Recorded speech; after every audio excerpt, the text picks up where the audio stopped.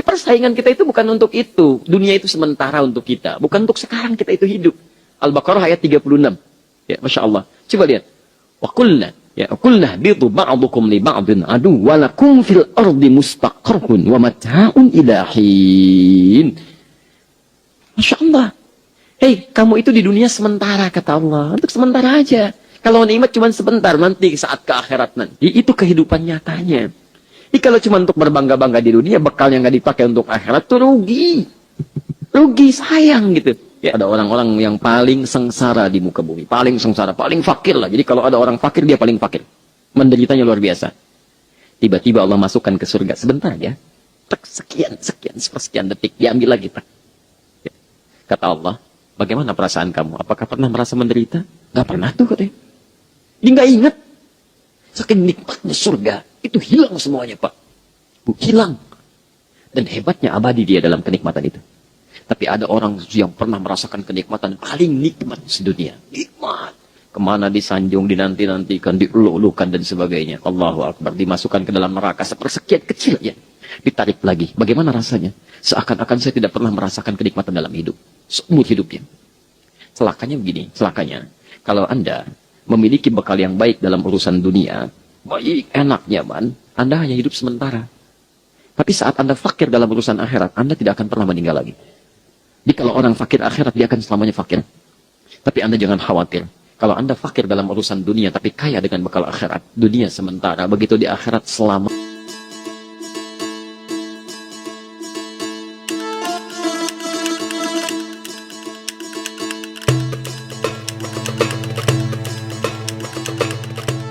Alhamdulillahi wa kafa. Wassalatu wassalamu ala rasulillahil mustafa. Wa ala alihi wa sahbihi wa man wafa. Amma ba'd. Faya ibadallah. Usi nafsi wa iyyakum bitaqwallahi faqad faza al-muttaqun. Fala tamutunna illa wa antum muslimun. Faqala rabbuna ya ayyuhalladzina amanu ittaqullaha haqqa tuqatih. ولا تموتن إلا وأنتم مسلمون وقال يا أيها الناس اتقوا ربكم الذي خلقكم من نفس واحدة وخلق منها زوجها وبث منهما رجالا كثيرا ونساء واتقوا الله الذي تساءلون به والأرحام إن الله كان عليكم رقيبا. Saudara-saudariku, alhamdulillah, kembali kita diberikan kepercayaan oleh Allah Subhanahu wa Ta'ala untuk hidup sampai dengan maghrib ini. Semoga kehidupan kita mendapat bimbingan dari Allah Subhanahu wa Ta'ala sehingga selalu lebih baik dibandingkan hari-hari yang telah kita lalui. Semoga Allah melembutkan hati kita untuk merubah sifat-sifat buruk kita, melembutkan hati kita untuk lebih dekat dengan Allah, memanfaatkan waktu yang tersisa berlomba dalam kebaikan. Hadirin, hari ini kita telah sampai di kisaran tanggal 27 Syawal 1437 Hijrah. Artinya lebih kurang 27 hari kita telah meninggalkan Ramadan. Sebelum kita melanjutkan kajian kita, pembahasan kitab Riyadhus Shalihin sebagai lanjutan kajian subuh kita, saya ingin ingatkan tentang pesan Quran yang begitu dalam, begitu meresap ke dalam jiwa, dengan diungkapkan dengan bahasa yang sangat singkat namun padat, menunjuk orang-orang yang berhasil menunaikan puasanya. Mari saya, Anda, kita coba sejenak lihat ayat ini untuk menilai sampai hari ke-27 ini apakah kita termasuk yang berhasil atau tidak puasanya. Alhamdulillah. Perhatikan kalimat Qurannya. Ya, kita bacakan di Quran surah Al-Baqarah ayat 183 itu, ya, ketika Allah mengawali kewajiban puasa dan menutupnya sebagai indikator keberhasilan pelakunya. Ya ayyuhalladzina amanu kutiba alaikumus siyam kama kutiba alal ladzina min qablikum. Perhatikan ujungnya, la'allakum tattaqun. Hei orang-orang yang telah menyatakan dirinya beriman kepada Allah, Anda diwajibkan menunaikan puasa sebagaimana kewajiban ini berlaku pada umat sebelum kalian. Apa tujuannya? Apa ukuran keberhasilannya? La'allakum tattaqun. Sangat singkat. demi meningkatkan ketakwaan kalian. Jadi kata Quran, orang yang berhasil puasa itu sederhana ukurannya, takwanya meningkat. Sekali lagi, takwanya meningkat. Jadi kalau kita ingin mengukur berhasil tidak puasa kita sampai hari ini, silahkan dicek. Sampai hari ke-27 ini, bagaimana peningkatan takwa kita.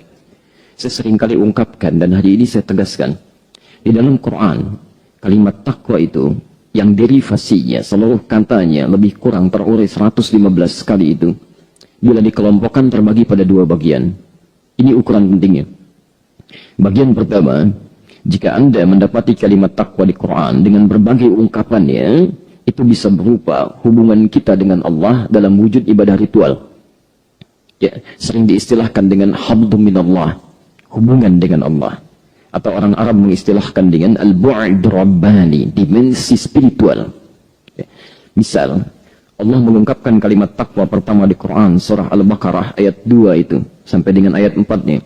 Dzalikal kitabu la raiba fi hudal lil muttaqin. Siapa muttaqin orang takwa ini? Maka cirinya adalah orang-orang yang berupaya meningkatkan ibadah-ibadah ritualnya, hubungannya dengan Allah. Dia bangun hubungan baik dengan Sang Khalik. Ya, alladzina yu'minuna bil ghaib, yaitu orang yang setelah dia meyakini, berusaha meningkatkan imannya kepada Allah yang ghaib, masyaallah, wa yuqimunas shalah, kemudian dia coba sempurnakan ibadah-ibadah itu. Ya, dia buktikan dengan menyempurnakan salatnya. Salatnya semakin meningkat, semakin lekat dengan Allah. Masyaallah, lihat keadaan diri kita saat Ramadan. Jangankan salat fardu, salat sunnah saja tidak mau tertinggal, berebut untuk menunaikannya, resah bila tertinggal darinya. Coba cek setelah Ramadan. Apakah nuansa itu masih bersemayam dalam jiwa?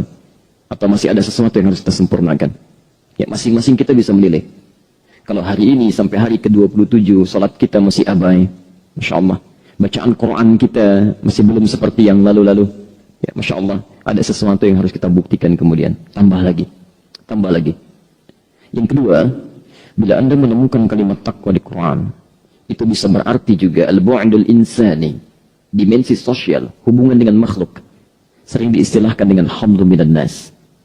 Kita ambil contoh Ali Imran, Quran surah ketiga, ayat 133 sampai 134 itu. Ya, posisi sebelah kanan di mushaf paling atas, di mushaf standar. Wasari'u ila maghfiratin min rabbikum wa jannatin 'arduha as-samawati wal ardu wa'iddat lil muttaqin. Dan bergegaslah Anda untuk selalu beristighfar, introspeksi diri. Jangan merasa tidak ada noda dalam hidup. Jangan merasa tidak ada celah dalam amalan kita. Pasti setiap orang pernah melakukan kesalahan. Ya. Demi Allah saya katakan, sekarang maghrib baru kita tunaikan salatnya. Dari Anda sejak membuka mata tadi saat bangun tidur, baru mata saja, berapa kesalahan yang telah dilakukan oleh mata sampai dengan maghrib ini? Ya.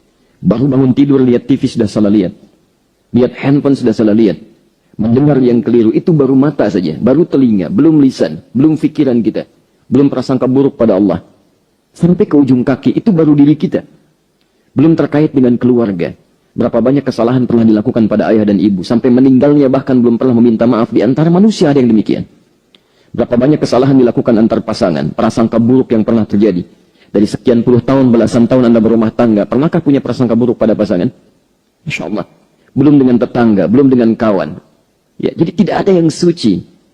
Kata Allah, bagaimana kalau Anda diwafatkan sementara itu belum tuntas? Saya bergegas untuk introspeksi diri. Saya bergegas. Setidaknya harus punya harapan untuk bisa masuk surga yang Allah sudah sediakan seluas langit dan bumi. Untuk siapa itu? U'iddat lil muttaqin, untuk orang takwa. Yang menarik siapa mereka ini? Masya Allah, ternyata ketika diungkapkan ciri orang takwa di sini sebagai wujud penyempurna dari yang pertama tadi, ayat 134-nya. Alladzina yunfiquna fis sarai wad dara. Masya Allah cirinya.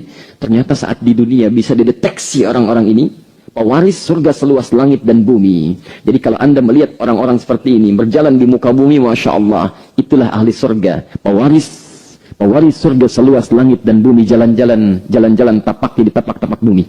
Ya. Siapa dia? Yang gemar berbagi dalam keadaan lapang ataupun sulit. Dia lakukan karena Allah. Makanya kita dilatih saat Ramadan. Jangankan saat punya air putih pun yang terbatas Anda bisa bagi dengan orang. Masya Allah. Anda dikasih kurma 3 bisa dibagi dengan orang lain. Masya Allah. Saat Ramadan. Coba kita lihat pasca Ramadan. Jangan-jangan Allah sengaja kirimkan surga pada kita seluas langit dan bumi, kitanya tidak mengambilnya. Ya, kita tidak mengambilnya. Allah antarkan musibah pada satu komplek, Masya Allah. Airnya datang begitu cepat, setiap orang panik. Anda melihat itu rumah Anda tidak terkena musibah. Apa yang terjadi? Sebagian orang masih sibuk dengan merekam, pasang status. Padahal Allah sudah antarkan surga dekat dengannya untuk bisa dia raih itu. Apa kepekaan kita? Jangan-jangan surga itu bisa begitu dekat dengan kita, tapi kita yang menjauhinya. Ya. Kurang apa lagi Allah antarkan? Masya Allah. Lebih nikmat, Pak. Lebih nikmat, Bu, surga itu, Masya Allah. Nikmat dibandingkan dengan snack yang dihidangkan saat ini. Jauh. Ya. Jauh, Masya Allah. Ya. Ayo. Jadi, coba sesuatu di sekitar kita. Tidak harus ditangkap pakai akal, tapi pakai iman. Ada orang sakit, Alhamdulillah Allah antarkan ini. Ya. Allah antarkan bagian dari surga kita untuk meningkatkan amalan kita. Cepat praktikkan. Katanya mukmin satu dengan yang lainnya bagaikan satu tubuh. Yang kalau sakit yang lainnya merasakan. Mana buktinya? Ya. Mana buktinya? Ya. Ayo. Wal kaziminal ghaidha. Dia pandai menahan amarah. Wal afina 'anil nas. Bahkan Masya Allah, begitu ada orang salah pun dia cepat maafkan. Ya, tidak cepat merespon hal-hal buruk yang ditujukan kepadanya. Masya Allah. Karena itu, mohon izin, ini hanya sebagai pembuka saja. Dari sekian uraian yang disampaikan ini, dua ciri ini, coba cek sampai hari ke-27 ini. Ya, sejauh mana peningkatan takwa yang telah kita rasakan. Yang tahu hanya Allah dan diri kita sendiri yang bisa menentukan kemana arah hidup kita. Ya. Karena itu jangan merasa pesimis. Ya, cara berpikirnya jangan begini, berarti saya gagal. Belum tentu. Belum tentu. Kalau Anda merasa kurang sampai hari ke-27 ini, cepat buktikan. Masih ada hari selanjutnya yang sedang kita alami sekarang. Ayo, mumpung diberi kesempatan. Kita belum tentu hidup sampai esok. Setidaknya malam ini tangisi diri kita, bertobat dari kesalahan-kesalahan kita, ambil bagian yang lainnya. Bila diberi kehidupan lagi esok hari, maksimalkan, bikin rencana malamnya. Insya Allah kemarin saya ketinggalan, bangun terlambat. Ya, salat subuhnya terlambat, langsung ke fardunya. Awas, istilah orang-orang soleh dulu ahli surga. Anda bayangkan, ahli surga, sahabat-sahabat Nabi, bahkan keluarga Nabi, itu kalau bangun subuh, menunaikan langsung ke salat subuhnya, istilahnya terlambat. Terlambat. Ahli surga, sahabat Nabi, dekat dengan Nabi, Masya Allah, luar biasa tingkat surganya, menunaikan salat subuh, ketinggalan salat sunnahnya terlambat. Ada orang belum jelas surganya, bukan sahabat Nabi, tidak menentu keadaan dirinya, Masya Allah, bangun jam 7 santai aja. Bukan hanya sunnahnya, fardunya tertinggal. Ya. Ummu Habibah, diungkapkan di hadis riwayat At-Tirmidzi, nomor hadis 414. Ya, ketika Rasulullah SAW mengungkapkan satu pesan yang sangat mulia lewat lisannya. Lihat kalimatnya. Man shalla ithnatai asyrata rak'atan fi yaumin wa lailatin. Siapa yang bisa konsisten menunaikan salat sunnah 12 rakaat rawatib yang mengiringi salat fardunya siang dan malam, apa saja itu ya Rasulullah? Arba'an qabla dhuhri, 4 rakaat sebelum zuhur. Hadisnya 22. Rak'ataini ba'daha, 2 rakaat setelahnya. 6. Rak'ataini ba'dal maghrib, 2 rakaat setelah maghrib. 8. Rak'ataini ba'dal isya, 2 rakaat setelah isya. 10. Rak'ataini qabla subhi, 2 rakaat sebelum subuh. 12. Perhatikan, kata Nabi, buniyallahu bihinna baitun fil jannah. Maka Allah akan mengapresiasi kinerjanya ini, kesungguhannya ini, dengan membangunkan satu rumah yang indah di surga. Ketika Ummu Habibah, istri Rasulullah SAW yang mulia, keluarga Nabi, kerabat Nabi yang paling dekat, dan di surga bersama Nabi tingkat yang paling tinggi, mendengar kalimat itu, beliau mengatakan pada dirinya, perhatikan kalimatnya, mulai hari ini saya akan berazam pada diri saya tidak akan pernah meninggalkannya selama hidup saya. Tidak akan pernah meninggalkannya. Istri Nabi, keluarga Nabi, surganya bersama Nabi, Masya Allah tinggal dengan Nabi, amalan tingkat tinggi di surga yang paling tinggi. Mendengar kata Nabi ada amalan salat sunnah, kata beliau saya tidak akan tinggalkan selama hidup saya. Ada perempuan bukan istri Nabi, bukan keluarga Nabi, nggak pernah lihat Nabi, di mimpi jarang melihat Nabi, di surganya belum tentu ketemu Nabi, tidak bersanding dengan Nabi, diberikan kesempatan dalam hidupnya, jangankan yang sunnahnya, kadang fardunya pun masih diabaikan juga. Ada pertanyaan besar sampai hari ini yang harus kita petangkan. Ya. Jadi saya ingin mengajak pada diri saya dan kita semua, mari kita sama-sama lebih sungguh-sungguh dalam beribadah. Demi Allah saya katakan, ya saya tadi sampaikan siang dalam sesi tausiah pertemuan salah satu ikatan keluarga besar dari satu kota, bahwa tiket ke surga itu sekarang semakin mahal, Pak, Bu, semakin mahal. Kami saat kembali dari salah satu daerah di Jawa Tengah, namanya Binangun. Desa yang barangkali tidak banyak dikenal, dicari di Google pun belum ketemu itu mungkin. Ya.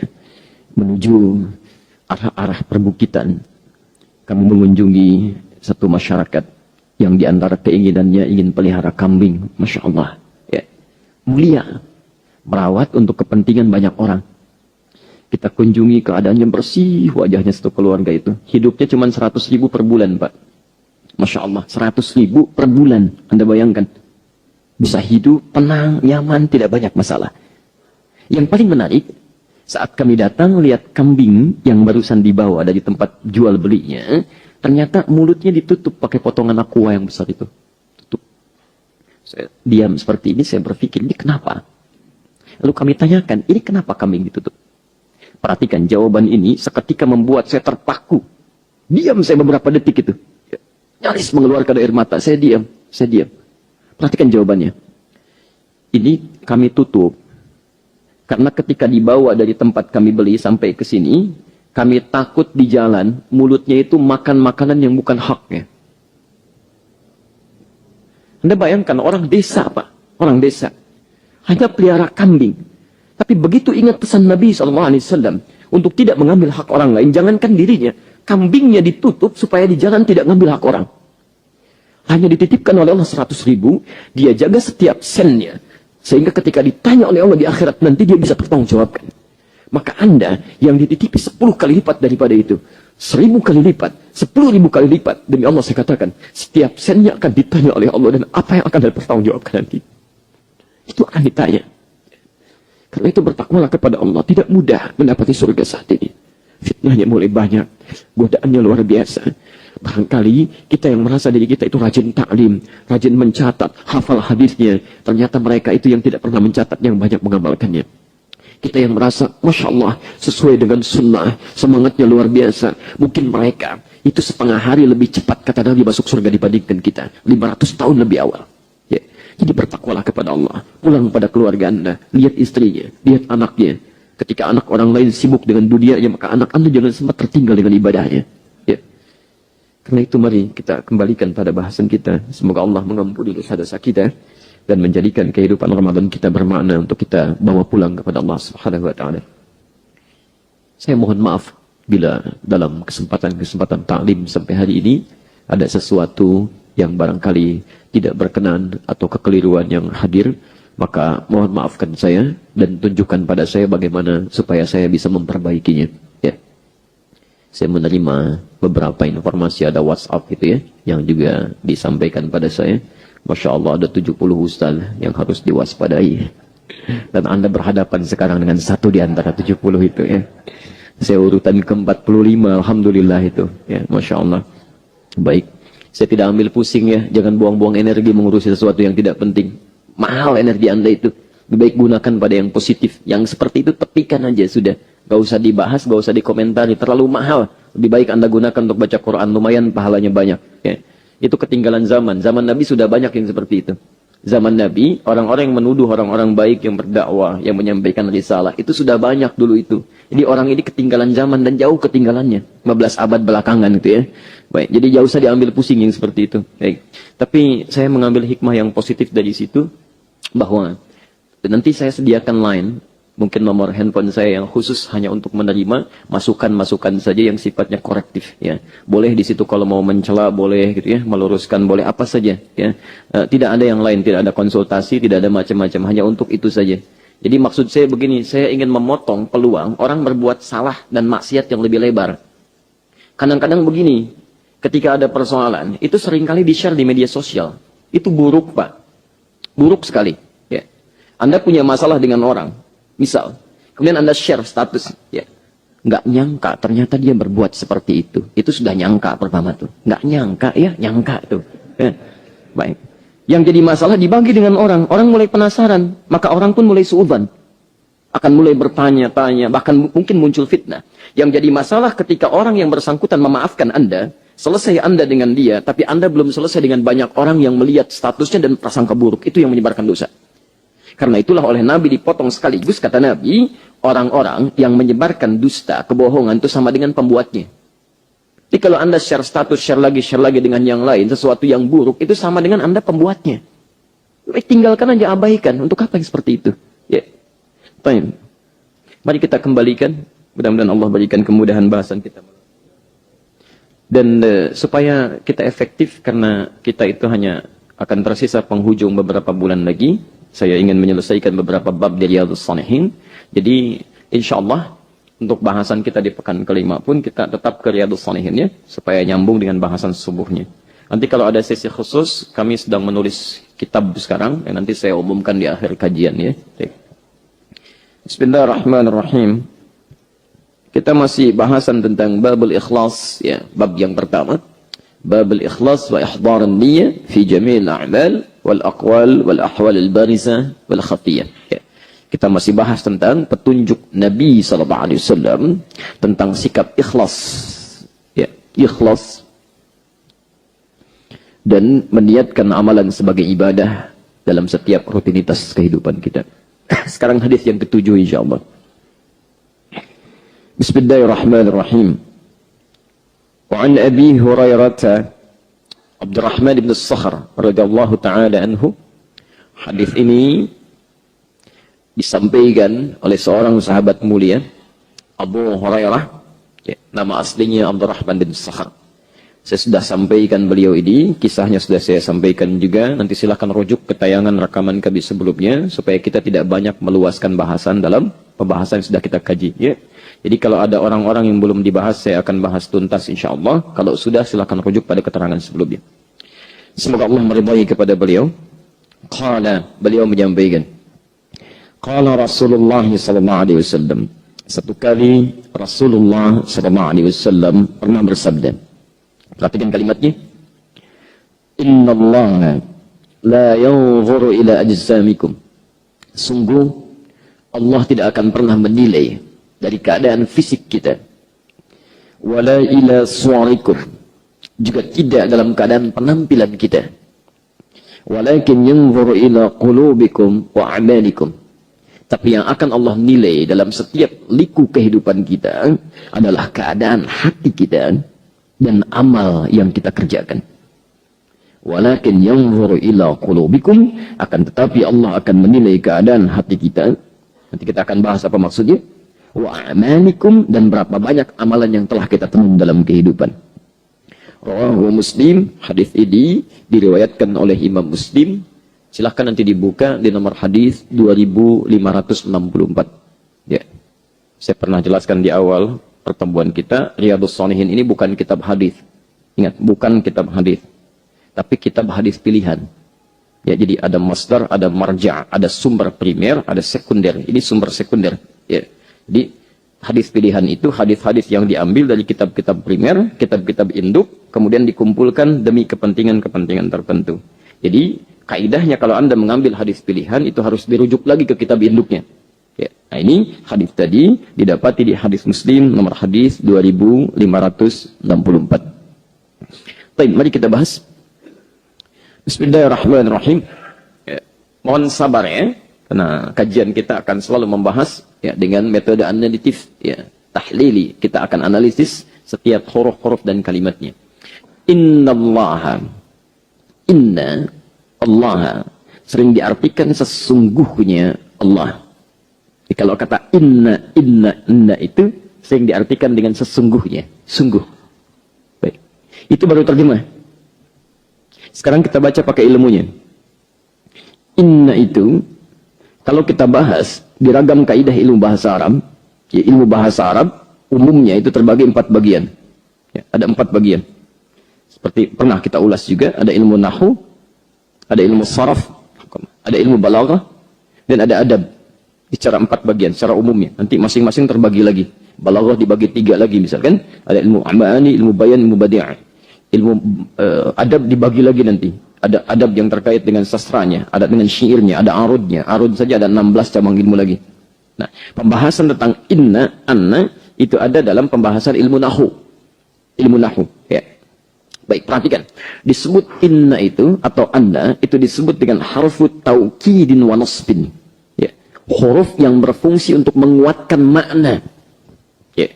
Jadi kalau misalnya di kultur bahasa Arab, Anda menemukan satu keadaan yang saat disampaikan informasinya dalam keadaan ini, ternyata diragukan oleh pendengarnya atau disepelekan, maka orang Arab akan mengungkapkan katanya dengan tambahan huruf inna. Misal, saya ingin katakan misalnya dalam bahasa Arab, fil masjid. Ya, maaf, saya hapuskan. Fil masjid.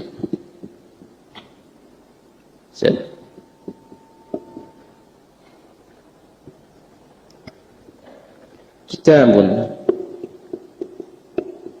Misal, di masjid ada satu buku. Ya. Lalu orang ragu, masa sih? Kayaknya nggak saya temukan gitu setiap saya ke situ. Ya, saya ragu. Ya. Maka dalam bahasa Arab, ketika seseorang ragu terhadap satu informasi, maka dia tambahkan inna di depannya untuk meyakinkan dan menguatkan. Inna fil masjid kitab. Ya. Inna fil masjid kitaban. Inna, tambah inna.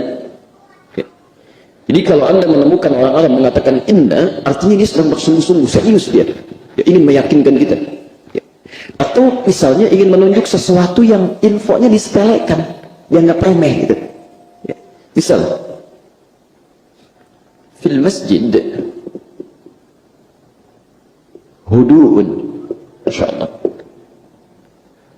Di dalam masjid hudu'un, pasti tenang, tertib, ya, tenang, ya, tidak banyak ribut yang tidak jelas dan sebagainya. Masya Allah. Lo orang menyepelekan, gitu aja dianggap pusing. Ya, Masya Allah, ya. Bisa diatur soundnya untuk menyesuaikan. Begitu saja dianggap pusing, biasa saja. Ya.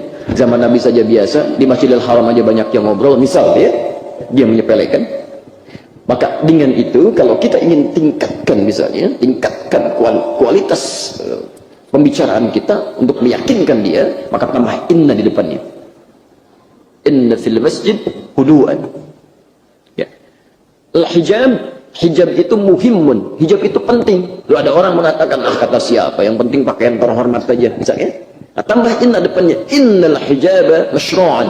Ya. Sungguh atau muhimun. Ya. Sungguh hijab itu penting, jangan disepelekan. Ya. Jelas sampai sini? Baik. Nah, ini kalimat inna. Kita ambil contoh di Quran saja, langsung kita ambil Qurannya. Misal, wal 'asr.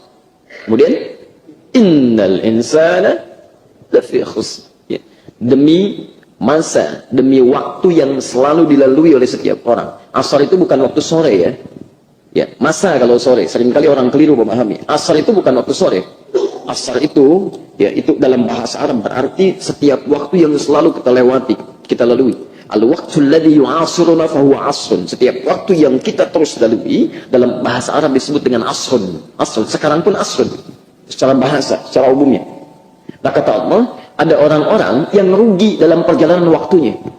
Yang dikasih kesempatan tidak digunakan, rugi kata Allah. Rugi. Ya. Innal insana lafi khusr. Kamu kira kamu anggap sepele? Saya tidak rugi kok. Bisnis saya lancar hari ini. Ya, Masya Allah, bisnis saya lancar. Pekerjaan saya luar biasa. Saya baru dilantik promosi jabatan. Siapa yang rugi? Masya Allah, kata Allah, illal ladzina amanu. Kami tidak bicara tentang kerugian dunia. Dunia itu kecil, nggak ada nilainya. Sayapnya pun tidak setara dengan itu. Illal ladzina amanu, kata Allah, kecuali orang beriman. Artinya orang-orang yang dalam hidupnya tidak pernah memiliki iman, itu orang rugi. Satu, dia rugi. Allah nggak peduli mau itu ujian loh dalam hidup ya. Kedudukan tinggi kah, harta banyak kah, Masya Allah, itu nggak ada nilainya. Nilai kalau nggak ada iman itu rugi. Lalu Allah saking sayangnya pada orang-orang ini diberikan kesempatan. Saya beri kesempatan sehari 24 jam untuk menemukan iman ini. Nggak dicari juga. Padahal Allah perdengarkan kalimat di telinganya minimal 5 kali dalam sehari, dan lafaz ini tidak pernah berhenti. Allahu Akbar, Allahu Akbar. Masya Allah, dari galaksi Al-Ihsan adzan selesai, langsung ke Baitur Rahim galaksi nyambung lagi, sampai ke As-Salam nyambung lagi, ini putus Al-Ihsan Jakarta Permai, ini putus sampai ke semuanya. Ternyata 24 jam itu tidak pernah putus lafaz adzan. Dari Mesir selesai adzan, Libya adzan. Libya selesai, Tunis adzan. Tunis selesai, Algeria adzan. Nyebrang ke Italia, ke Spanyol, ke Prancis. Itu 24 jam. Satu-satunya lafaz yang tidak pernah putus di muka bumi, panggilan adzan. Diperkenalkan, saya Allah, saya Tuhan yang wajib disembah. Saya yang super, Allahu Akbar, Allahu Akbar. Diperkenalkan syahadat. 24 jam tanpa putus diperdengarkan kalimat Allah. Diberikan kesempatan beriman, gak diambil juga. Itu rugi, kata. Rugi. Yang paling menarik, ini yang paling menarik. Illal ladzina amanu, kalau berhenti sampai di sini saja ayatnya selesai, berarti setiap orang yang beriman itu tidak rugi. Ya. Ternyata keuntungannya belum menutup kerugiannya. Misal, kalau dari 100%, ya. Illal ladzina amanu, kalau sampai sini saja berarti ini nilainya 100%. Ternyata tidak sampai sini. Wa amilus shalihat, yang beriman pun itu belum bisa untung, belum setara dengan keselamatan dirinya, kecuali imannya dibuktikan dengan beramal saleh. Amal saleh, Masya Allah. Amal yang diridhai oleh Allah subhanahu wa ta'ala. Syarat pertama untuk masuk surga. Kalau ini diambil misal 50%, kita belum bahas keseluruhan ayatnya. Bisa, kalau kita bagi dua, ini 50%, ini 50%. Jadi Anda bayangkan, orang beriman pun kalau tidak beramal saleh, itu belum aman. Apalagi yang tidak beriman. Dan jadi masalah, maaf, apakah setiap orang beriman sudah beramal soleh? Coba cek diri kita sampai dengan barusan sholat sunnah itu. Sholat kita saja, berapa sekian sholat yang kita tunaikan yang sudah diridhoi oleh Allah Subhanahu wa Ta'ala? Itu baru amalan harian. Bahkan peringatan Quran mengatakan, perhatikan, ada orang-orang sholat bermasalah, ada, dicela itu. Dicela dan disebut celaka oleh Quran. Fawailul lil musallin, tadi dibacakan dalam sholat maghrib. Dan celaka orang sholat saja bisa celaka, maka bagaimana dengan yang tidak sholat? Kita bayangkan itu ya. Ya. Jadi ketika Allah mengungkapkan, menyandingkan iman dengan amal saleh, itu tandanya tidak cukup kita beriman saja. Anda harus berlomba untuk meningkatkan itu. Ya. Makanya Allah berikan pada setiap orang sesuai dengan kapasitasnya bekal untuk beramal saleh. Masya Allah, ada yang dititipkan kedudukan, bukan untuk dibanggakan. Kalau cuma membanggakan, yang dulu udah banyak kedudukan dia tuh. Ya. Lebih tinggi lagi dan lebih hebat. Ada Fir'aun raja sampai ngaku Tuhan. Ya, jadi kalau ada orang-orang sekarang dikasih kedudukan merasa hebat, itu ketinggalan zaman. Dulu sudah ada dan tenggelam juga. Allah titipkan kedudukan itu untuk membuat polisi yang baik, kebijakan-kebijakan beramal soleh dengan itu. Mumpung Anda jadi RT, besok lusa belum tentu dipilih lagi. Ya. Maka bikin dari sekarang kebijakan yang bagus, ajak keluarga, bikin surat aja. Ya mau atau enggak terserah mereka, bikin surat ajakan untuk salat subuh ke masjid berjamaah. Masya Allah, dengan surat Anda yang Anda keluarkan, 3 orang aja ingat tentang itu ke masjid, Anda dapat pahalanya itu. Nggak usah dipikirin urusan Allah menggerakkan hati orang untuk ke masjid, yang penting Anda sudah buat dan jadi saksi di hadapan Allah Subhanahu wa Ta'ala. Sayang. Kalau cuma ngurus dunia, nggak ada nilainya. Mumpung Allah kasih tuh. Ayo para RT, RW, macam-macam. Ya. Daripada buang-buang waktu bikin spanduk, pasang foto, gini macam-macam. Ya, nggak ada nilainya. Ya. Masya Allah, begitu diangkat, pasang foto dari Sabang sampai Merauke. Besoknya dari Safal. Bisa terjadi gitu ya. Hati-hati, jadi manfaatkan. Dikasih harta, gunakan. Ya, gunakan. Kan sering saya katakan, orang paling kaya dulu sudah ada disinggung di Quran, namanya Korun. Hartanya banyak. Kunci berangkasnya saja di bawah 10 orang, nggak kuat ngangkatnya, saking kayanya. Setiap berjalan kemana-mana itu 10 orang Pak di belakangnya, paling minimal, paling sedikit. Di saya, di kunci saya, sombong. Kaya sombong. Ya. Sudah ada tuh, jadi orang kaya sombong itu pengusaha hitam dulu sudah ada. Kalau sekarang ada orang kaya nggak sekaya Korun sombong, keterlaluan itu. Dan ketinggalan zaman. Ketinggalan, sudah ada yang dulu gitu. Ya, jadi Allah sadarkan, kami titipkan harta ini, wabtaghi fima ataqallahu daral akhirah. Kami titipkan ini untuk cari bekal, bukan untuk pamer. Ya, ini sayang. Karena Anda nggak punya potensi amal yang bagus lagi. Selain yang ini nih, masa nggak digunakan juga gitu. Ya, makanya ya rahmatullah. Karena itu, syarat untuk masuk surga tidak cukup dengan iman.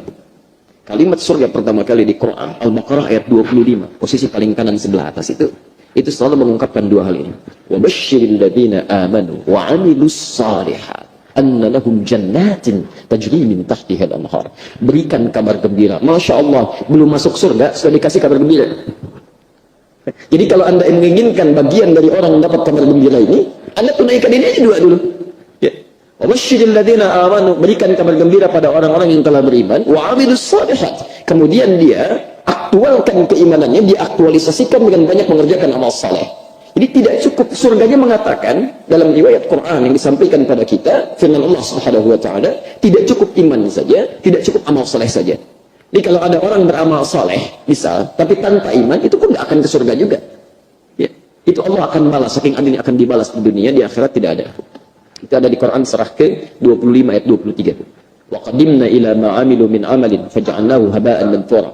Dan bila ada orang-orang non-muslim yang tidak punya iman, dia berbuat baik saat di dunia, ikut-ikutan bangun, nyumbang, bikin macam-macam dan sebagainya, perbaiki jalan, itu saking sayangnya Allah dengan sifat rahmatnya, itu dibalas saat di dunia. Diberikan apresiasi, bahkan tidak sedikit mendoakan, mudah-mudahan dapat hidayah, mudah-mudahan mau masuk Islam, itu dibalas. Tapi kalau dia tidak mau beriman juga sampai ke akhirat, faja'alnahu haba'an manthura. Kami akan jadikan semua itu sebagai debu yang berterbangan. Itu inna ya. Dan ternyata, maaf, ini iman baru 25%, amal soleh baru 25%. Belum selesai. Yang ketiganya, watawasaw bil haq, 25% lagi. Watawasaw bis sabr, 25% lagi. Jadi, kalau Anda menginginkan keselamatan, bebas dari kerugian, ingin masuk surga, maka 4 hal ini tunggangi dalam kehidupan. Jadi kalau misalnya kita beriman, mengerjakan amal soleh, itu amalan kita baru 50%. Kalau dosanya juga 50%, kemana tempatnya? Itu ya. Baik. Inna. Nah, ketika lafal inna di hadis ini disandingkan dengan Allah. Innallaha. Ini artinya Allah ingin menerangkan kepada kita melalui lisan Rasulnya bahwa ada informasi yang akan disampaikan, Anda jangan sepelekan. Ini penting. Karena itu menggunakan inna. Ini poinnya. Innallaha. Bisa Nabi mengatakan begini. Allah la yanzuru ila ajsamikum. Atau la yanzurullahu ila ajsamikum. Tapi ketika menggunakan inna, seakan-akan Nabi ingin memberikan isyarat. Ada orang-orang yang ketika disampaikan info ini menyepelekan. Nah ini gampang. Ini biasalah gitu ya. Maka kalau Anda menemukan ayat Quran atau hadis menggunakan inna, maka berikan perhatian 2 kali. Lebih dalam dibandingkan dengan kalimat-kalimat yang lain. Jelas ya? Baik. Bismillah. Innallaha la yanzuru ila ajsamikum. Sungguh Allah, ya, yakinkan pada dirimu, ya, jangan pernah ragu, jangan sepelekan, Allah itu tidak akan pernah menilai keadaan fisik kita. Nah, bahasanya menggunakan yanzuru. Dari kata nazara. Quran surah 88 ayat 17 kalau saya tidak keliru. Insyaallah hafal kita ayatnya. Al-Ghasyiyah. Afala yanzuruna ilal ibli kaifa khuliqat. Saya boleh hapus dulu dia, begini. Apa artinya nazara? Nazara yanzuru, ya, sering diartikan dengan melihat, memperhatikan.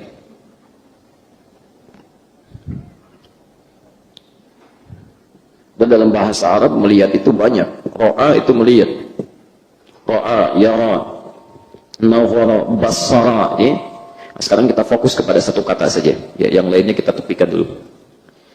Bapak Ibu sekalian, nazara dalam bahasa Arab itu setidaknya mengandung arti melihat secara komprehensif. Ya. Makanya diterjemahkan dengan singkat memperhatikan, melihat dengan utuh, teliti. Jadi melihat secara utuh, Masya Allah, dan teliti. Bisa. Ini apa? Papan tulis itu ro'a dalam bahasa, baru ro'a. Tapi ketika Anda lihat dari sudut-sudutnya, ini papan tulis sebelah sininya ukurannya sekian, ini ada pelapisnya, ini ada karetnya, ini ada roda putarannya di sini sampai ke bawahnya, terus secara utuh keseluruhannya. Nah, itu bahasa Arabnya disebut dengan nazar. Tidak cukup sampai sini. Lalu Anda teliti, misal, ini kenapa menggunakan kakinya seperti ini? Kenapa dipakai rodanya? Apa fungsinya? Apa aplikasinya dalam penggunaannya? Itu nazar namanya. Jelas di sini? Masya Allah, ketika Allah berfirman, afala yanzuruna ilal ibili kaifa khuliqat, apakah tidak ada di antara manusia itu bisa membandingkan penciptaan dirinya dengan penciptaan unta? Saking jelinya Allah menciptakan unta, teliti dari setiap organ atas sampai dengan ujungnya. Kenapa unta? Nanti satu kali Anda bisa cek ya. Saya beri gambaran begini, kalau sempat, cobalah satu kali kajian tafsirnya main-main, praktek tafsir Quran. Kami pernah praktekkan waktu di Tripoli, termasuk di Indonesia. Kita ajak teman-teman kumpul, ada 2 atau 2 bis dengan beberapa kendaraan. Masya Allah, kajian tafsir di kebun binatang Ragunan. Ya betul, di kebun binatang Ragunan. Temanya mengeluarkan semua hewan yang ada di Quran. Keluarkan. Oh, Masya Allah, kita bikin kelompok. Ada kelompok kera, ya, tulis kelompok kera, si fulan, si fulan, si fulan. Ada kelompok unta, si fulan, si fulan, si fulan. Ada kelompok gajah, si fulan, si fulan, si fulan. Ketika kita berikan kesempatan, silahkan analisis. Misal Al-Baqarah 65, ya, ketika Allah berfirman mengutuk orang-orang Yahudi menjadi kera. Kunu kiradatan khasiin, jadilah kalian kera yang hina. Coba analisa ada apa tuh di kera sampai dikutuk menjadi kera. Kenapa tidak diutuk menjadi tikus saja misalnya? Kok harus kera? Ada apa dalam kera itu? Itu menarik Pak, Masya Allah. Ketika itu dianalisis, ternyata sikap-sikap dan perilaku dalam kehidupannya itu mirip-mirip hewan itu. Gak percaya silahkan, ya, analisis sendiri, nanti bandingkan, perhatikan. Ya, itu ketika laporan mereka menyampaikan hasilnya, kami lempar dengan makanan, tangkap dengan yang kanan. Lempar lagi pisang, tangkap kiri. Lempar lagi, tangkap dengan 2 kaki. Kalau sudah bosan di daerahnya, caplok daerah lain. Tapi kalau ada kera yang lain datang, langsung diusir, diperangi. Itu salah satunya. Makanya bisa disimpulkan, oh ternyata ini kok, ya, bukan yang lainnya, bukan karena keranya, tapi ada sifat-sifat yang harus diwaspadai. Jadi pesan kepada kita, kok yang ramai dibahas tentang keranya, dikutuk menjadi kera? Bukan. Allah ingin menyampaikan kepada kita ada sifat-sifat yang tidak baik dalam karakter masyarakat ini yang Anda harus waspada. Harus waspada gitu. Makanya diturunkan hadis-hadis Nabi-nya. Itu indah Pak saat bahas itu tuh, Masya Allah. Oh rupanya begini, ya. Tidak dalam konteks mengecilkan atau menjadikan ras ini ras kera, bukan, itu nggak ada hubungannya. Ya. Nanti bahas lagi yang lainnya. Masya Allah, ketika kelompok unta presentasi, datang. Ternyata banyak keistimewaannya luar biasa. Unta satu-satunya hewan yang punya lensa mata tersendiri. Masya Allah, hewan disebut Safinatus Sahra, kendaraan padang pasir paling canggih. Jadi kalau Anda punya mobil sehebat apapun, lewat padang pasir datang badai, selesai, diam. Paksakan mogok. Unta santai aja, terus lensanya muncul, nutup, jalan aja santai. Unta, Masya Allah, itu baru matanya, belum tembolok ya, punya kekuatan dengan izin Allah bisa menampung air, tidak minum dalam 3 bulan. Anda puasa nggak minum 17 jam, jangan bangga. Unta 3 bulan, dan tidak merasa sombong, biasa aja. Masya Allah, biasa aja. Ini manusia baru cuma nahan 12 jam aja udah mengeluh. Kami 12 jam, unta 3 bulan. Biasa aja gitu. Coba pelajari, jalan aja. Dan Masya Allah, ketika dia minum itu, dia simpan. Apa fungsinya? Ternyata dia punya keinginan, kekuatan yang dia bangun bisa membantu orang. Orang naik ke punggungnya, dia bawa kemanapun mereka menginginkannya. Di energi yang dia hasilkan dimanfaatkan untuk kepentingan orang. Binatang bisa begitu, masa manusia tidak? Ya. Belum lagi yang lainnya. Masya Allah, unta itu ternyata punya 2 kaki 2 tangan. Orang kalau melihat cuma 4 kaki ya, tapi kalau diteliti kata pakar unta 2 kaki 2 tangan. Sampai Ibnul Qayyim Al-Jauziyah, Masya Allah, pernah membahas juga uraian ini. Ketika membahas turun dari i'tidal ke sujud itu, apakah menggunakan telapak tangan atau lutut, itu dibahas. Masya Allah, kalau Anda bahas uraian di sifat salat Nabi karya beliau itu indah sekali bahasannya. Ya, depannya tangannya, belakangnya kakinya. Ya, nanti kita bahas lebih jauh ya supaya waktu kita sampai jam berapa malam ini sebenarnya? Habis maghrib. Oh, baik. Yang keempat, itu unta itu hewan paling sensitif di muka bumi, sangat sensitif. Dia akan bersikap, ya, dan merespon seperti orang yang menungganginya dan berinteraksi dengannya. Anda kalau lembut, dia akan lembut. Anda kalau kasar, dia akan jauh lebih kasar. Masya Allah. Saya beri gambarannya. Kalau Anda naik unta saja, itu orang-orang Arab dulu itu punya syair-syair khusus untuk unta. Jadi kalau unta ingin jalannya lambat, dia akan membacakan rumusnya tawil dalam ilmu arud itu. Tawilun lahu dunal bukhuri fadailu fa'udun mafa'idun fa'udun mafa'idu kifa nabki min dhikra habibin famanzili bisaqtul diwa bainad dakhuri fahawmali. Itu kalau ingin santai, maka untanya akan mengikuti irama itu, tenang jalan. Sambil dilihat tuannya begini, jalan lagi gitu. Itu unta. Ya. Tapi kalau pengen cepat, dia ganti syairnya dengan yang ritmenya kencang, cepat, memotivasi dia untuk bergerak.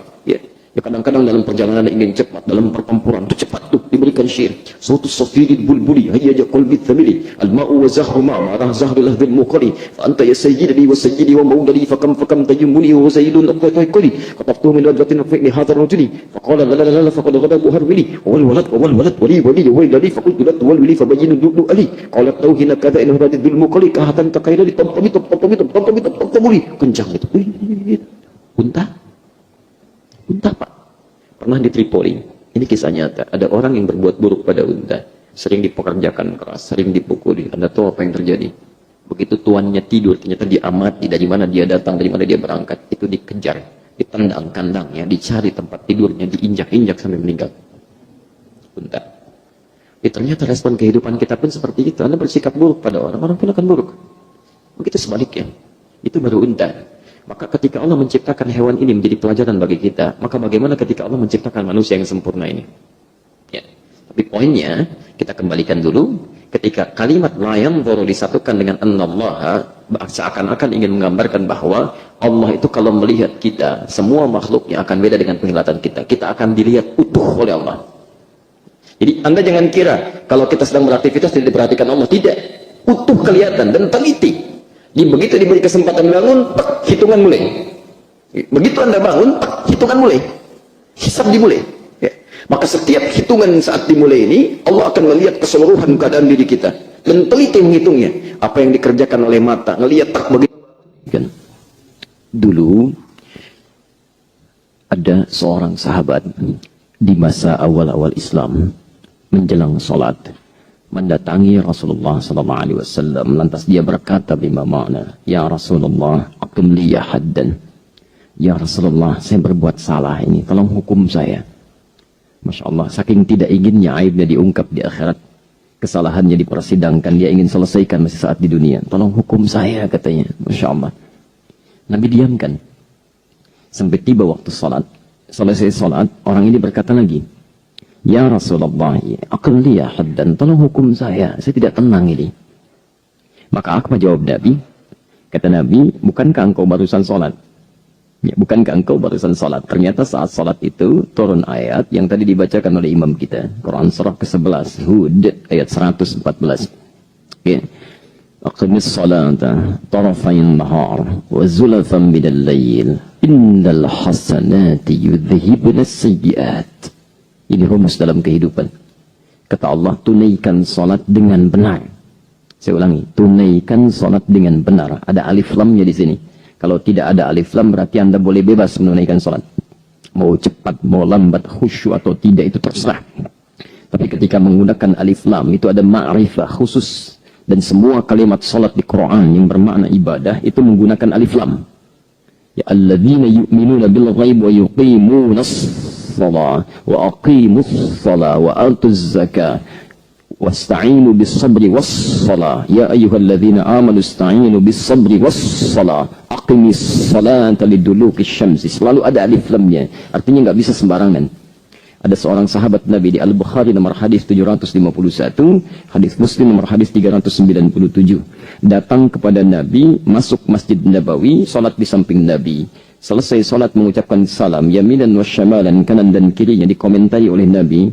Perhatikan kalimatnya, salli fa innaka lam tusalli. Anda salat lagi karena Anda belum salat. Sahabat Nabi salat di samping Nabi di Masjid An-Nabawi. Kata Nabi, Anda belum salat, tidak aman salat Anda. Ada orang bukan sahabat Nabi, tidak salat di Masjid Nabi, tidak pernah melihat Nabi, merasa tenang dengan salatnya. Orang ini berkata, ya Rasulullah, la adri kaifa usalli, alimni kaifa usalli. Bima ma'na, ya Rasulullah, saya tidak tahu dengan cara apa lagi saya mesti salat. Karena 3 kali berurut-urut kata Nabi, salah kamu, ulang lagi salatnya. Salah itu, ulang lagi salatnya. 3 kali berturut-turut. Lalu diajarkanlah oleh Nabi. Ya, kata Nabi, idza qumta ila shalah asbighul wudu. Kalau mau menyempurnakan, kalau ingin salatnya sempurna benar, diajarkan sempurnakan dulu wudu. Begini caranya. Kemudian mulai menghadap kiblat, mulai kemudian bertakbir sampai selesainya.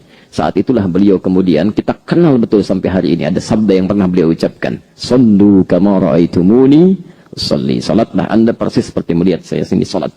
Jadi kalau Anda benar salat, ya kata Quran, ya tunaikan salat dengan benar. ya tarafain nahar, baik yang ada di antara ujung siang itu, ya dari mulai subuhnya, zuhurnya, asarnya, kemudian wa zulafan minal lail sampai ke maghribnya, sampai ke isyanya. Kalau semua itu benar dikerjakan, itu adalah amal baik yang luar biasa, yang bisa, ini poinnya, innal hasanati, pakai inna itu di situ. Di amalan salat kita saja oleh Quran disebut hasanat, dan dijamakkan bentuknya. Hasanat itu kebaikan luar biasa. Kebaikan luar biasa. Dan kata hasan kalau disebutkan di Quran itu seakar dengan ihsan. Ihsan itu kebaikan yang merasa dipersaksikan oleh Allah. Hadis Muslim nomor hadis yang ke-8. Ya, di Al-Arba'in nomor hadis kedua itu. Malaikat Jibril turun dari langit sekadar untuk bertanya kepada Nabi. Di antara pertanyaannya dari 4 itu, pertanyaan ketiganya mal ihsan, apa itu ihsan? Dijawab oleh Rasulullah sallallahu alaihi wasallam, "An ta'budallaha ka'annaka tarahu, fa in lam takun tarahu fa innahu yarak." Ya, fa innahu yarak. Engkau berusaha menjadikan ibadahmu karena Allah. Kalau engkau tak mampu melihatnya, rasakan saat beribadah itu Allah sedang melihat engkau. Jadi kalau orang sholat merasa dilihat Allah akan malu. Malu kalau sholatnya itu tidak bagus. Anda menghadap manusia saja kata-katanya ditata rapi supaya tidak salah. Mau bertemu camat saja, Masya Allah, disusun dari malam itu. Supaya nggak keliru proposal disampaikan. Kenapa ketika Anda membawa proposal kehidupan kepada Allah dalam setiap sholatnya, bacaan kita belepotan, ayat-ayat berantakan, Masya Allah, apa tidak malu seperti itu? Sedangkan Allah menyaksikan di hadapan kita. Ya, mau berapa lama lagi waktu kita sholat tidak paham bacaan yang sholat kita ungkapkan? Coba dari sekian sholat yang kita lakukan, berapa persen bacaan sholat yang kita pahami? Jadi tidak mungkin orang akan abai itu. Tidak mungkin kalau dia merasa Allah melihatnya. Mustahil ada orang sholat, merasa dipersaksikan oleh Allah, itu handphonenya masih dia gunakan. Masya Allah. Mustahil orang masuk ke rumah Allah. Anda saja masuk ke rumah orang lain, maka Anda akan jawab. Ya. Setiap keadaan-keadaannya, setiap aturannya, adabnya ada. Masuk, orangnya melihat, tidak mungkin Anda sibuk dengan yang lain. Ini ada orang masuk rumah Allah, masih cari Pokemon juga. Allahu Akbar artinya. Itu artinya dia merasa nggak dilihat gitu. Ya, nggak bisa bedakan mana tempat Allah, mana tempat biasa. Sulit. Ada yang salah itu di jiwanya. Ada yang salah gitu kan. Nah, poinnya adalah ketika dikatakan innal hasanati yudhibnas sayyi'at, kebaikan-kebaikan yang dikerjakan itu langsung berpotensi menghapuskan. Yudhib itu menghilangkan langsung total. Akan menghilangkan, menghapuskan kesalahan yang pernah terjadi dulu. Ya, pernah terjadi. Ternyata kalau orang sholatnya benar, di antaranya dosanya bisa terampuni. Karena di antara bacaan sholat itu ada bacaan-bacaan taubat. Ya, Al-Bukhari nomor hadis 711 yang biasa kita baca itu dari Abu Hurairah. Ya, Anda bacakan Allahumma ba'id baini wa baina khataayaya kama ba'adta baina al-masyriq wal maghrib. Itu kalau Anda baca itu merasa dilihat oleh Allah, bisa menangis itu jiwa kita itu. Allah bisa di dalam. Ya Allah, kalau hamba dalam salat ini datang membawa kesalahan dan dosa, mohon jauhkan hamba dari kesalahan hamba dan dosa ini. Sejauh-jauhnya hamba gak ingin lihat ya Allah sampai diungkap di akhirat nanti. Seperti engkau pernah jauhkan pada timur dengan barat yang tidak pernah bertemu. Allahumma naqqini minal khataya kama yunaqqa thawbul abyadu minad danas. Kalau kesalahan itu begitu pekat seperti noda melekat pada pakaian, ya Allah, mohon bersihkan kalau perlu dengan air yang sangat dingin sambil diingat kesalahan apa itu saat Anda sholat itu yang Anda bawa.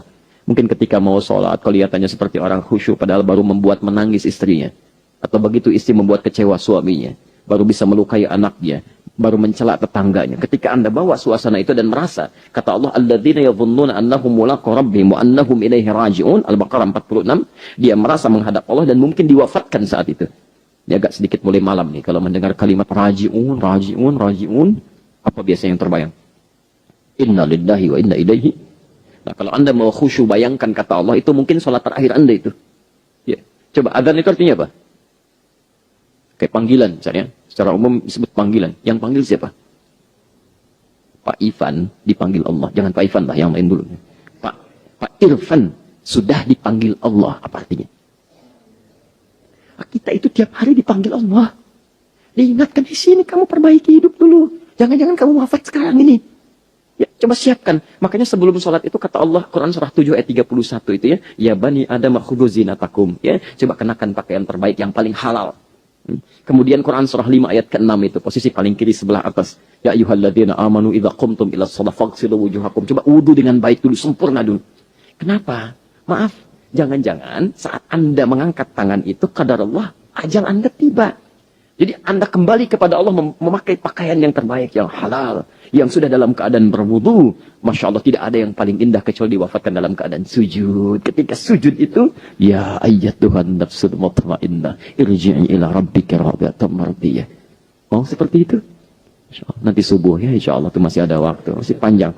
Ya, selesaikan dulu kajian, kan kita belum selesai gitu ya. Right. Nah itu yudhib sayyi'at, maka kamu kan sudah sholat barusan, sudah masalah kamu selesai, kamu sudah tobat.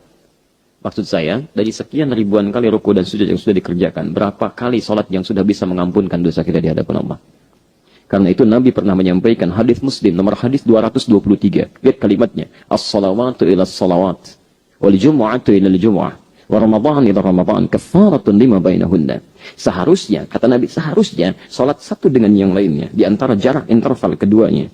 Kemudian Jum'ah ke Jum'ah, jadi ada jarak yang harian, ada jarak pekanan, ada jarak tahunan.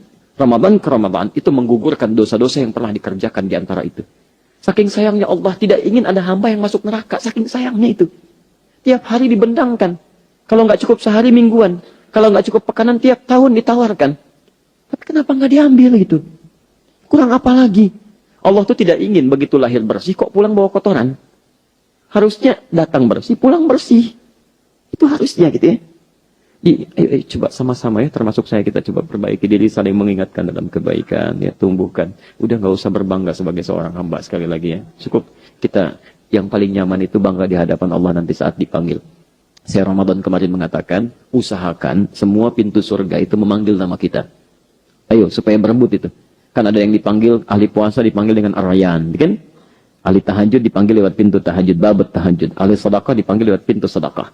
Ya, nah kita mau dipanggil lewat pintu yang mana? Kan nunggu orang berangkat, Ar-Rayyan masuk, ini belum masuk, ditutup, dak selesai. Masya Allah, sudah. Ahli tahajud manggil itu malaikatnya, masuk, kita belum terpanggil. Misal, ya. Ahli sedekah dipanggil, Masya Allah. Tapi kata Nabi ada orang-orang yang diperebutkan oleh seluruh pintu itu, dan Abu Bakar didoakan termasuk salah satu di antaranya. Sudah kita bahas saat Ramadan kemarin. Nah sekarang ada kesempatan di hadapan kita membentang, manfaatkan. Mumpung masih ada pilihannya. Saran saya, buat rencana dari malam ini. Besok mau beramal apa saja. Coba cek, ya harus terarah ya. Terarah, terencana. Kalau tadi antum baca Quran berapa ayat, jangan-jangan nggak baca karena nggak punya rencana. Besok punya rencana. Saya sehari sampai maghrib minimal misalnya, misal 10 halaman. Kemudian bagi subuh sekian halaman, zuhur sekian halaman, asar sekian halaman. Kalau seperti itu mudah terkoreksi amalannya, gampang dilihatnya, mudah diperbaikinya. Kalau antum nggak punya rencana, semaunya nanti. Baca-baca, enggak. Anak kecil 4 tahun sudah mulai 15 juz, ini 40 tahun baca aja masih susah. Ya, mau sampai kapan gitu ya? Coba perbaiki lagi sholatnya, tambah dengan sunnahnya. Besok kualitas meningkat. Allahu Akbar harus paham. Jadi begitu lisan mengucapkan Allahu Akbar, pikiran menerjemahkan. Allah Maha Besar, hati meresapi. Allah Maha Besar, saya berikrar. Kenapa saya selalu merasa besar dalam hidup? Sombong dalam kehidupan, angkuh terhadap kawan, besar kepala terhadap yang lain, ya, dan sebagainya. Baik, kita teruskan dulu sebentar. Kita ambil sekitar 5-10 menit saja. Lalu kita berikan pengumuman, lalu kita tutup insya Allah. Karena besok Senin, barangkali masih ada persiapan untuk Anda menikmati urusan dunia itu ya. Baik. Allahu Akbar. Innallaha, sungguh Allah itu, jangan pernah kamu ragukan kata Nabi, dan jangan disepelekan. La yanzuru, tidak akan pernah mengamati seseorang sekian telitinya ila ajsamikum. Ternyata bukan meneliti masalah jasadnya, fisiknya. Ya, jadi rutinitas yang kita kerjakan, maksud hadis ini, rutinitas yang kita kerjakan, aktivitas yang kita jalani, ternyata penilaian Allah tidak terletak pada bentuk fisikal. Ya, bentuk badan kita ya, Allah. Itu yang membedakan penilaian Khalik, Allah. Jadi Allah menyebut dirinya dengan Khalik. Ya, Quran surah ke-15 ayat 28. Ya, posisi paling kanan di pertengahan, enggak sedikit ke bawah. Wa idz qala rabbuka lil malaikati inni khaliqun basyara. Ketika Allah berfirman, Tuhanmu pada malaikat mengatakan, saya Khalik. Ya, saya akan mencipta seorang makhluk baru namanya basyara. Khalik itu mencipta yang tidak ada bahan.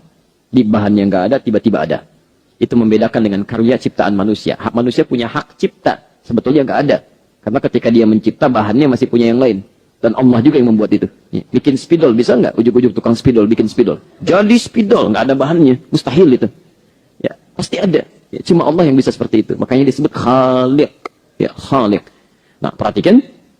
Dalam konteks ini, Allah subhanahu wa ta'ala, pencipta kita, itu tidak pernah melihat semua aktivitas kita, rutinitas kita, sholat kita, sedekah kita, haji kita, pekerjaan kita, bernilai ibadah akhirat, terletak kepada penilaian fisik, itu tidak ada. Mau Anda tua, mau muda, mau kekar, mau kelihatan ideal seperti manusia, ya umumnya, dalam pandangan mereka, atau kelihatan biasa saja, itu tidak ada penilaian itu dalam aspek penilaian Allah Subhanahu wa Ta'ala. Jadi maaf, jangan bangga kalau tubuh Anda atletis, karena nggak dilihat oleh Allah. Nggak dilihat. Masya Allah, badannya kekar, kontes. Lu kontes binaraga dibuka-buka. Ngapain? Senyum, foto kiri, celak foto kanan, celak. Kalau cuma kontes buka-buka, binatang lebih hebat. Kuda keliling Bekasi tanpa celana, biasa aja. Ya, biasa aja gitu, ngapain? Ya Allah kirimkan kita untuk beda dengan hewan. Allah tutupi, kenapa Anda buka? Kan? Masya Allah. Jadi ada kesan-kesan yang keliru ini. Kesan keliru dalam kehidupan. Sama perempuan juga begitu. Lihat itu hewan-hewan betina. Nggak ada yang sombong, biasa aja. Jadi kalau kontes buka-bukaan, mereka juara. Dan santai saja gitu ya. Coba dicek. Saya dari salah satu negara kemarin, saya tidak perlu sebutkan negaranya ya. Baik. Saya lihat fenomena menarik sekali. Jadi ada orang-orang yang agak sulit kalau punya keturunan. Ya, ini terlalu banyak dunia jadi berpikirnya seperti itu. Jadi merasa sulit kalau punya keturunan. Riwuh pakai wuh gitu ya. Agak repot. Akhirnya apa yang dipelihara? Anjing. Dan nggak tanggung-tanggung. Anjingnya dikasih troli. Jadi orang bawa bayi ini bawa anjing dorong-dorong gitu ya. Banyak. Dan nggak tanggung, dibajuin. Dibajuin. Masya Allah, anjing dibajuin. Yang dorong-dorongnya ya membuka sebagian bajunya. Kan aneh ya. Ya. Terus Ustaz lihat, tidak. Cuman pas lewat gitu kan, seketebet, astagfirullah, salah ini. Keliru gitu ya. Anda bisa bayangkan, hewannya dibajuin, manusianya tidak. Kan aneh. Ya. Coba cek gitu ya. Tapi giliran manusia berbuat salah, hewan dipersalahkan. Yang korupsi manusia yang dituduh tikus. Yang cari-cari persoalan dalam kehidupan. Laki-laki yang cari-cari macam-macam. Yang disalahkan buaya. Ya kan? Perempuan yang keluyuran, disalahkan kupu-kupu. Salah apa? Itu beberapa hal kadang-kadang mesti diperbaiki itu ya. Mesti dilihat kembali dari kita. Jadi jangan bangga kalau fisik Anda baik. Gunakan untuk amal saleh. Ya, orang cantik itu satu kali akan hilang. Jadi jangan bangga dengan kecantikan para perempuan kita. Ya, itu ujian. Gunakan kecantikan itu pada hal yang baik-baik, untuk mensyukuri nikmat dan sebagainya. Sama, yang ganteng-ganteng juga kadang-kadang juga astagfirullahaladzim. Kadang banyak hal yang tidak tepat tuh ya, tidak tepat. Anda bukan untuk dipamerkan. Masya Allah, wajah cantik dipakai, dilihat semua orang, muncul di TV. Allahu Akbar, ketika semua orang bermaksiat, itu orangnya dapat dosanya itu. Dapat dosanya. Ya. Demi Allah saya katakan risalah lewat tayangan ini pada seluruh artis-artis yang ada di Indonesia, siapapun mereka. Ketika Anda tampil dilihat oleh orang pada umumnya, maka Anda membawa kebaikan, pahalanya untuk Anda. Ketika orang mengamalkan. Tapi ketika Anda bermain dalam sinetron, bermain dalam film, bermain dalam iklan, menampilkan ajakan-ajakan pada keburukan dengan tampil auratnya terbuka, segalanya yang buruk ditiru oleh orang, maka semua dosa itu Anda berperan di dalamnya. Anda berperan. Dan bayangkan berapa dosa Anda kumpulkan, tidak akan cukup ditebus dengan honor yang Anda dapatkan dari tayangan syuting yang telah Anda kerjakan. Demi Allah saya katakan, tobatlah Anda, mendekat kepada Allah, masih ada masa untuk berubah. Masih ada masa untuk berubah. Ya, dan Allah akan angkat derajat di hadapan Allah Subhanahu wa Ta'ala. Jangan takut kehilangan materi. Betapa banyak dulu saudara-saudari kita, artis-artis yang pada awal masanya hidup dalam keglamorannya, tiba-tiba bertobat, menggunakan hijabnya, ternyata tidak kehilangan jobnya. Bahkan Allah berikan dengan sangat terhormat. Sangat terhormat. Masya Allah, muncul di tayangan yang baik-baik saja, ketemu orang baik-baik, honornya lebih halal lagi, segalanya terencana dengan baik dan mulia. Dan hidupnya nyaman. Nyaman gitu ya. Ayo, jadi kita semua, ya, jadilah artis akhirat nanti ya, semuanya. Supaya dibanggakan di hadapan Allah, dipanggil. Dan semua orang mengatakan, Masya Allah, Masya Allah. Baik. Masih ada waktu. Ya, kita cukupkan satu lagi ya. Jadi nanti kita tidak bisa selesaikan semua karena waktunya terbatas ini. Wala ila su'alikum. Dan tidak pula pada penampilan kalian. Di kata suar, itu jama' dari surah. Suratun. Pakai sod, bukan pakai sin ya. Suratun, suar, jamaknya suar. Jadi kalau Anda lihat suar, baik dalam uraian Quran, di hadis atau dalam konteks bahasa Arab secara umumnya, terbagi dua arti. Saya gambarkan sedikit. Arti pertama, kalau jism tadi, jism itu fisik, itu tampilan dari atas sampai bawah. Ya, kalau suar itu umumnya yang pertama ada pada bentuk wajah. Ya, bentuk wajah. Ya, suara, bentuk wajah. Jadi kayak cantik, ganteng, bersih, rapi, menarik, itu suara. Ya. Seakan-akan Nabi ingin mengatakan, jangan bangga kalau merasa cantik. Jangan bangga kalau merasa ganteng. Ya, jangan bangga kalau hidungnya menurut orang ideal dan sebagainya. Nggak usah dipamer-pamerin karena Allah nggak lihat. Nggak lihat, gitu kan? Disayang-sayang kalau cuma untuk dipamerkan, Allah aja nggak perhatikan. Ya. Ngapain cari perhatian? Allah nggak perhatikan. Lebih baik cari perhatian yang sekiranya Allah memperhatikan itu. Ya. Nah, jadi itu yang pertama. Yang kedua, tidak disebutkan suarun dalam konteks pembahasan bahasa Arab itu juga kecuali menunjuk pada makna yang kedua, tampilan kehidupan, bukan tampilan fisikal. Ya, tapi tampilan yang menyertai kehidupan kita. Bisa berarti mansab jabatan, kedudukan. Bisa berarti harta benda yang bisa merubah penampilan. Ya. Biasanya kan begini, ini kata kiasan ya. Orang semakin meningkat kedudukan, semakin berubah penampilan kan? Pada umumnya. Coba perhatikan, penampilan akan berubah. Masya Allah, kelas pertama warga biasa, tampilan sederhana. Kan lulus pemilihan jadi RT sudah lain, baju ditata dengan rapi. Gitu kan? Bahkan jalan juga sudah lain, kan? Naik jadi camat, tangan mulai masuk ke kanan, masuk jalan, sudah mulai. Jadi anggota dewan, pasang pita di sini, gitu kan? Ada pinnya khusus, sudah lain. Rumus fisika juga betul, F1 sama dengan F2, gaya gerak sama dengan gaya dorong, digerakkan ke A, dorongannya lain, gitu kan? Begitu tuh, ya. Macam-macam, kan saya sering sampaikan juga dalam hukum Pascalnya, hukum tekanan, ya kan? F berbanding lurus dengan P. Gaya berbanding lurus dengan tekanan. Semakin banyak gaya, semakin tertekan. Ya.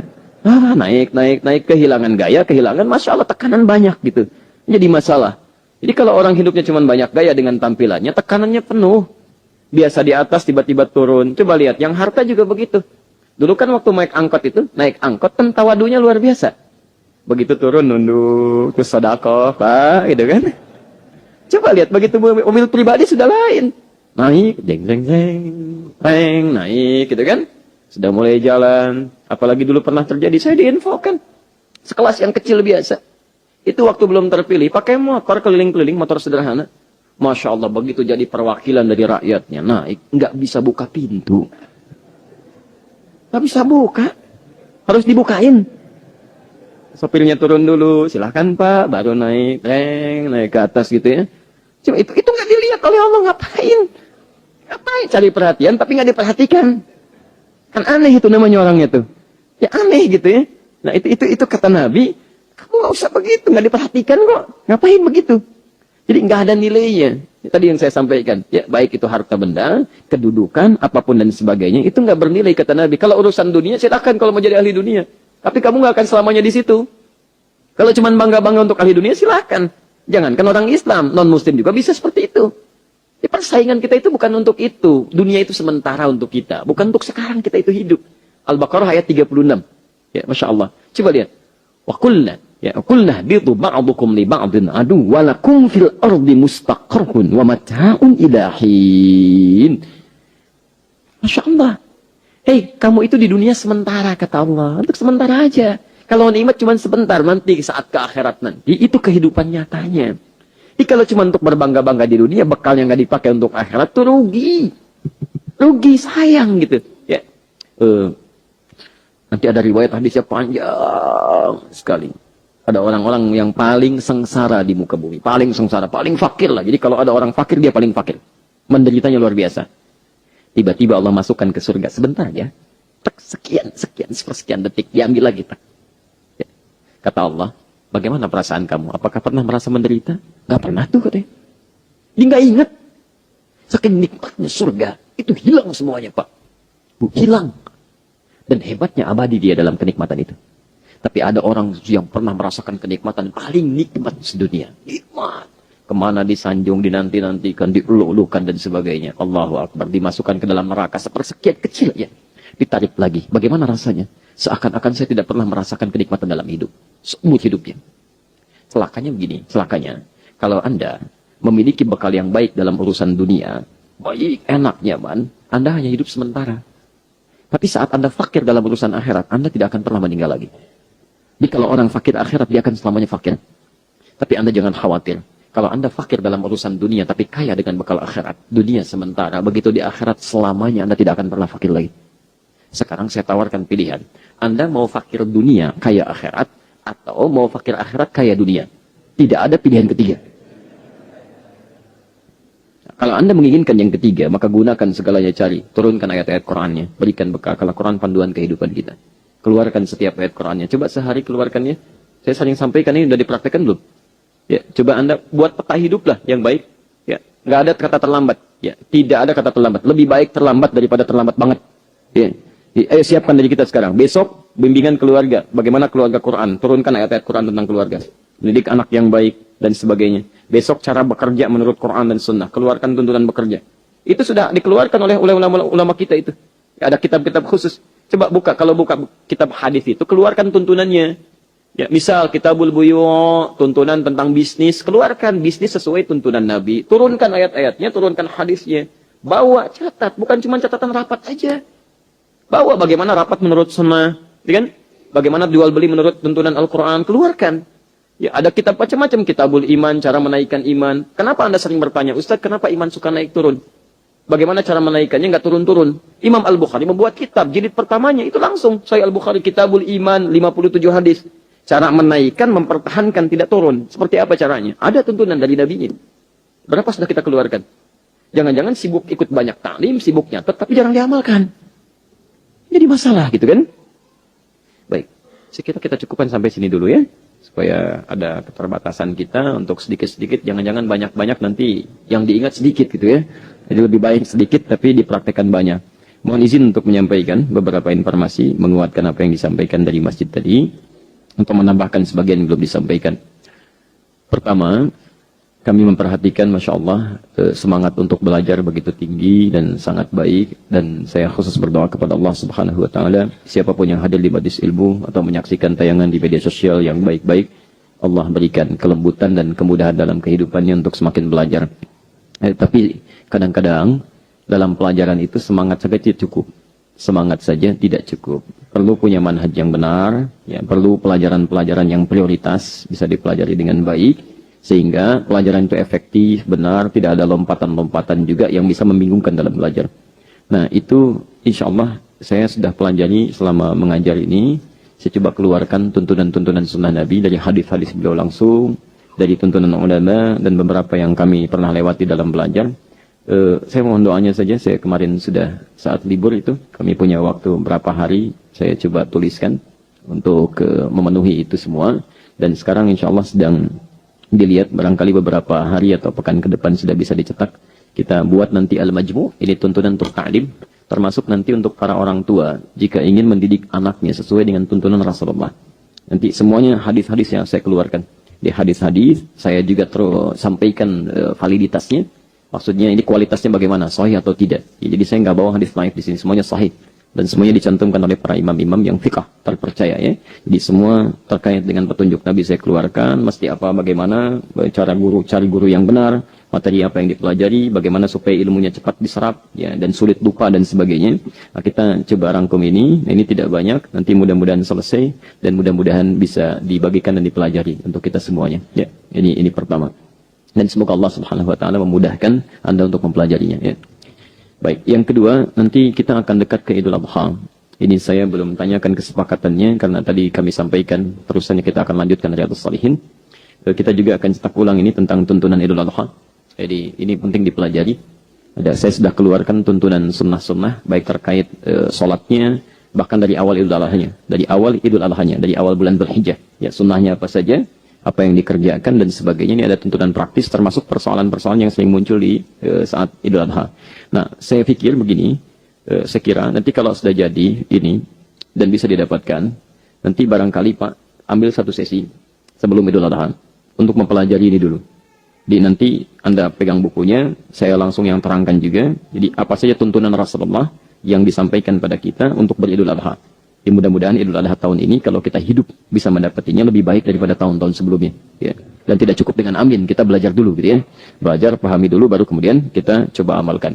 Yang ketiga, yang terakhir, ini biasanya kami mencoba untuk bisa melestarikan sepanjang saya punya waktu dan kesehatan sebelum berangkat untuk haji. Saudara-saudari kita atau yang mau belajar, kami biasanya mengadakan manasik terbuka, al-manasik al-maftuhah ya. Jadi terbuka untuk siapapun kalau yang pengen ikut, dan kita buat miniaturnya Jadi ada miniatur Ka'bahnya dan sebagainya. Ya qadar Allah itu bertepatan dengan hari Sabtu. Ya Sabtu jam sekitar 8:30 jam 9 lah. Jadi nanti kalau ada yang mau mampir ke Assalam dulu di Assalam, selanjutnya bisa ke masjid kami yang di Al Ihsan PTM, yang di PTM PJS. Itu nanti akan dilakukan manasik terbuka tuntunannya langsung di lapangan. Kami sendiri nanti akan menuntun, ya mulai dari sunnahnya seperti apa, masuk ke haram, melihat Ka'bah dari mana, tawafnya di Arafah seperti apa. Kita biasanya desain miniaturnya, ya. Di taklim kita di luar. Nah, sesi untuk teoritisnya ada satu sesi lagi di malam Jumat. Jadi kalau nanti ada yang mau berhaji tahun ini, ya, atau ada kerabatnya, saudaranya, nanti ada teorinya di malam Jumat terakhir nanti, Sabtunya langsung praktek. Hanya itu saja dan tidak berulang. Adapun nanti yang tertinggal, insya Allah kami coba rekam juga itu dan bisa dibawa dan insya Allah itu gratis kalau Anda mau pelajari dan seterusnya. Itu saja yang kami sampaikan. Semoga Allah Subhanahu wa taala memberikan kemuliaan kepada kita semuanya. Sekali lagi, maafkan saya atas segala kesalahan-kesalahan yang kami lakukan selama ini. Semoga Allah mengampuni, dan jika dalam interaksi kita ada sesuatu yang secara materi harus saya penuhi atau hal lain yang harus saya tuntaskan, mohon segera dikabari setidaknya sebelum saya menghadap Allah Subhanahu wa taala semua urusan dunia kita bisa selesaikan dengan baik. Ya. Terima kasih. Subhanakallahumma bihamdika asyhadu an la ilaha illa anta astaghfiruka wa atubu ilaik. Wa akhiru da'wana alhamdulillahirabbil alamin. Assalamualaikum warahmatullahi wabarakatuh.